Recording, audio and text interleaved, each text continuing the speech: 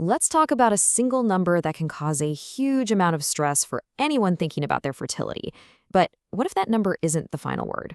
We're going to dive into some new research that suggests a key fertility marker might be way more flexible than we've all been led to believe. So let's just jump right in. If you've ever looked into fertility, you know it's a world of tests and numbers. And one of those numbers, the AMH level, is often treated like the ultimate measure of your egg count.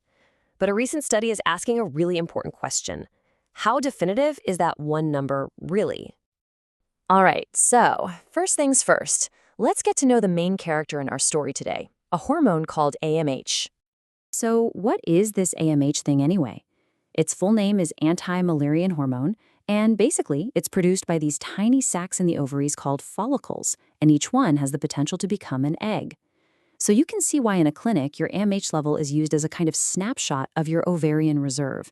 It's become the go-to blood test to get an estimate of your remaining egg supply. Okay, so you get a test back. How is that number actually read? Well, this table gives you a pretty good idea of how a clinic might categorize the levels. As you can see, a score below 1.5 gets labeled very reduced. Now, just imagine for a second getting that result. It's so easy to see how one number on a lab report can create a massive amount of anxiety. And that's the million-dollar question, isn't it? What does one low number actually mean for your future?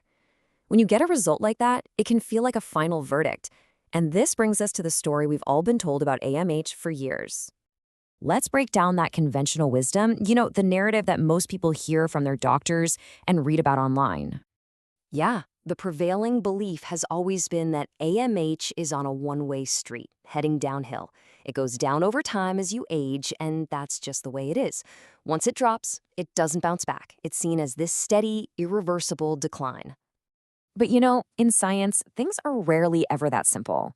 Researchers started noticing that some patients' numbers didn't seem to be playing by the rules. Their levels weren't always just tracking downwards.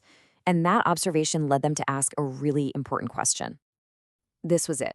This was the big question at the heart of the study. They asked, is it even possible for a low AMH reading to actually recover to a normal level?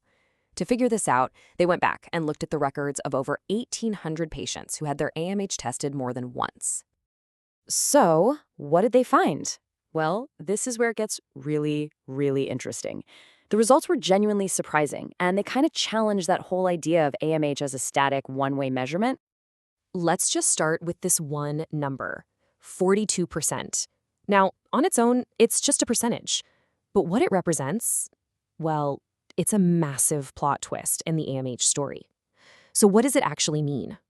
It means that of all the people who first tested in that very reduced category, the one that causes all the stress, a staggering 42% of them saw their AMH levels increase above that low threshold when they took a second test. Just let that sink in for a minute. That's nearly half. And this chart just makes it so incredibly clear. For patients who had repeat tests within just 6 months, their AMH level was just as likely to go up as it was to go down. It was literally a 50-50 shot, a coin toss.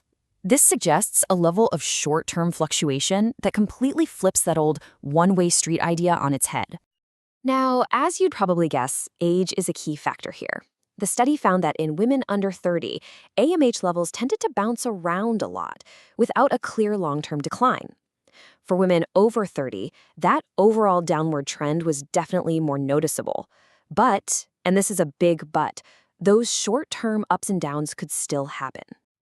Okay, so we've looked at all this data. What does it all mean for you? What's the big picture here when you put it all together? Well, the bottom line is this. AMH is not a fixed number. It can, and it does, fluctuate. This means a single test is just one data point, a snapshot, not the whole movie. And this is especially true for younger women, where there can be a lot of variation.